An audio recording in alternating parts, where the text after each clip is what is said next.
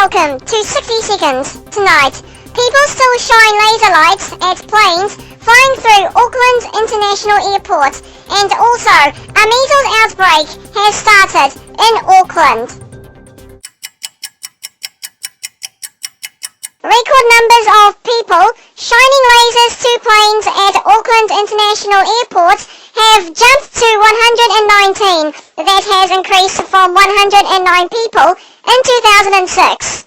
Also, people who flew into Auckland by Malaysian Airlines flight number MH0705 from Kuala Lumpur confirmed that a person had suffered measles. It is an outbreak that struck Auckland this week. I am Tom, and this is 60 Seconds.